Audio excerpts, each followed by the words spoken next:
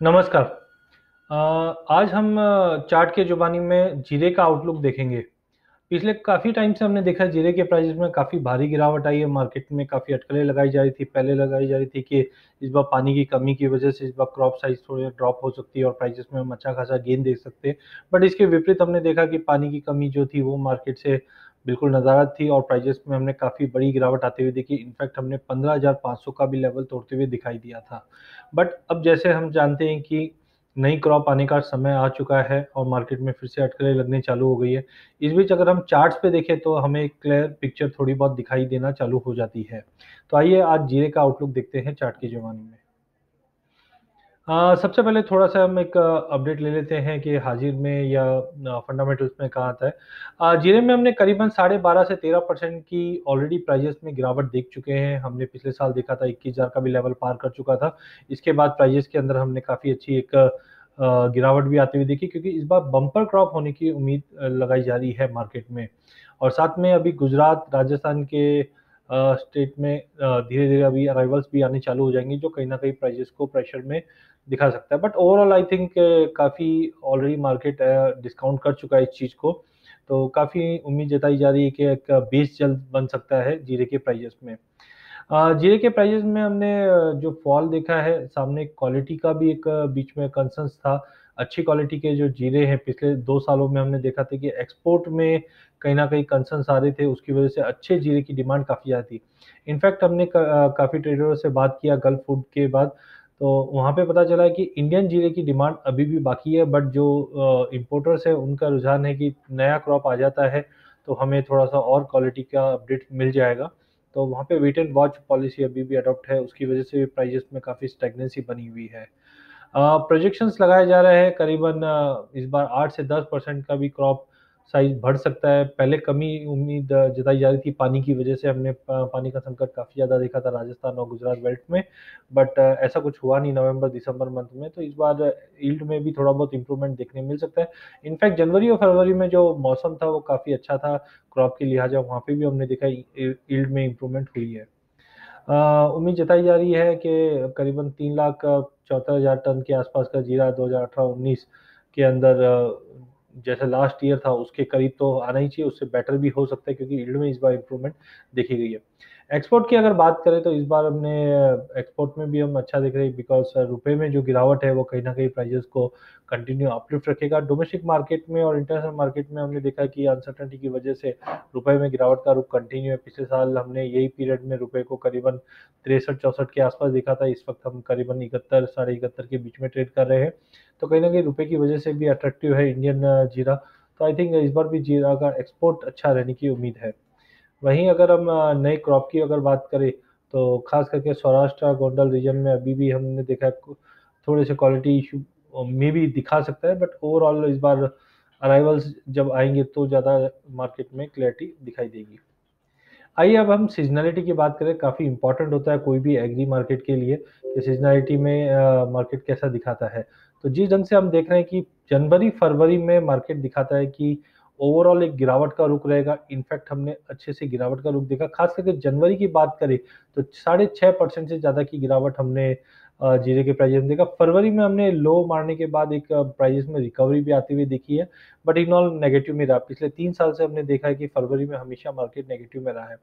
जबकि मार्च, अप्रैल, मई और जून ये अगले 3-4 महीने काफ़ी इम्पोर्टेंट रहेंगे। इसमें जनरली देखा जाता है तो प्राइसेज़ में एक अच्छा खासा उछाल आता है। 2011 में नो डाउट हमने सबसे ज़्यादा गिरावट देखा था जो मार्च, अप्रैल, मई में वहाँ पे हम जानते थे प्रोडक्शन काफ़ी अच्छे हुए थे। बट इसके बाद कहीं न कहीं कंसर्न्स बनते हुए दिखाई इनफैक्ट पिछले साल की भी अगर बात करें तो जो रैली हमने मार्च ऑनवर्ड्स देखी थी या 15,000 के लेवल से देखी थी, वो सीधी हमने जुलाई में बी 20,500 का भी लेवल छूते हुए देखा था। तो कहीं न कहीं हमें लगता है कि 2018 का जो इतिहास है, वही लौट सकता है वापस या 2014 में भी हमने same kind of price movement देखा था।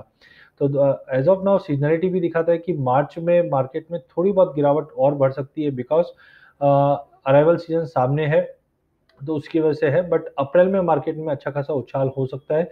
एवरेज भी आप देखोगे तो 6% से ज़्यादा का उछाल है, तो कहीं न कहीं उम्मीद ज़्यादा जताई जा रही है कि मार्च में जो भी लेवल मिलता है यहाँ पे अगर हम एक्यूमुलेट करना चालू करें तो अप्रैल में पहला अच्छा भाव मिल सकता है। मई में थोड़ा बहुत टेक्निकल रिट्रेसमेंट दिखाई देता है, बट जून जुलाई में फिर से एक भारी तेजी की आशंका बनाई जा रही है मार्केट में। तो सीजनैलिटी भी बताता है कि मार्च में हमें जो भी भाव मिलता है इसमें धीरे-धीरे जमा करना चाहिए। अप्रैल में एक अच्छा खासा उछाल आएगा। मई में एक टेक्निकल फॉल वापस दिखा सकता है, लेकिन जून, जुलाई, अगस्त तक मार्केट में एक अच्छी खासी तेजी का रुख देखने मिल जाएगा। वहीं अगर चार्ट के हिसाब से देखा जाए तो इन ऑल अगर हम चार्ट की बात करें तो 2015 ऑनवर्ड्स ट्रेंड पॉजिटिव ही रहा है। नो डाउट इस बीच हमने 2016 के जनवरी में देखा एक बेस क्रिएट करने के बाद मार्केट में अच्छी खासी तेजी आई थी, जो करीबन प्राइजेस को 20,000 का लेवल ऑलमोस्ट छूते हुए देखा था हमने अगेन जून जुलाई 2016 में। वहाँ से हमने मार्केट को एक साइडलाइन होते हुए देखा, प्राइजेस ने एक अच्छा खासा बेस बना दिया था, उसके बाद स्लो एंड स्टेडीली मार्केट में एक पॉजिटिव मोमेंटम क्रिएट हुआ था, जो हमने जनवरी 2018 में करीबन 22,000 तक का भी लेवल फ्यूचर्स पे आते हुए देखा था। उसके बाद हमने देखा एक्सपेक्टेशन बनी हुई थी मार्केट में कि एरिया अंडर कल्टीवेशन में बढ़ोतरी हुई, प्रोडक्शन भी अच्छा था, वहाँ से हमने प्राइजेस में काफ़ी अच्छा फॉल देखा। बट एक खास बात पूरे चार्ट में दिखाई देती है, वो है 14,000 का लेवल। आप इधर भी दे सकते हैं, 2015 में भी हमने 14,000 का एक अच्छा खासा बेस बनते हुए देखा था, और सेम 2018 में भी हमने देखा 14,000 के लेवल के नीचे सस्टेन बिल्कुल नहीं कर पाया। सेम अगर यही बेस हम 14,000 का लेके चलते हैं तो हमें लगता है कि प्राइजेस जिस ढंग से मैंने कहा सीजनैलिटी में आप यहाँ देख सकते हैं कि सीजनैलिटी के अंदर हमने देखा था कि मार्च में थोड़ा बहुत गिरावट देख सकते हैं, बट अप्रैल में तेजी, मई में गिरावट और जून, जुलाई, अगस्त में फिर से तेजी। सेम वे चार्ट पे भी ये दर्शाता है कि इन केस अगर मार्च में थोड़ी बहुत भी गिरावट आती है तो ये अच्छी अपॉर्चुनिटी की बाइंग के लिए।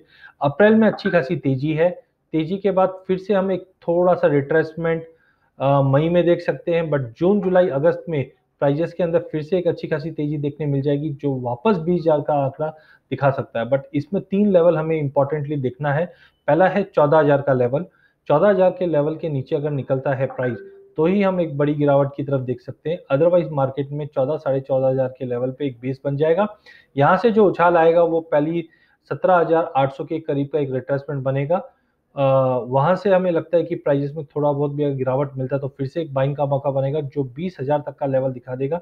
ये हमें लगता है कि अगस्त तक का एक प्रोजेक्शन लेके चल सकते हैं। इसमें हमें रुपए पे बिल्कुल ध्यान रख के काम करना है। एक्सपोर्ट डिमांड कैसी रहेगी उस पे ध्यान रखना है।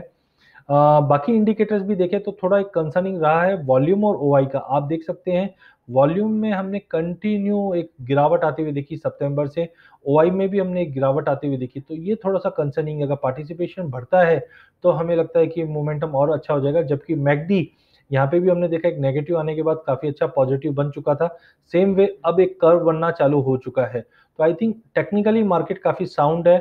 15,200 की रेंज में भी अगर हम थोड़ा बहुत पोजीशन बनाएँ और 14,500 की रेंज में भी बनाया जाए, ऐड किया जाए और 13,800 का स्टॉप लॉस लगे, तो हमें लगता है 17,800 से लेकर 20,000 का लेवल अगले 4 से 6 महीने की अवधि के अंदर देखने मिल जाएगा। धन्यवाद।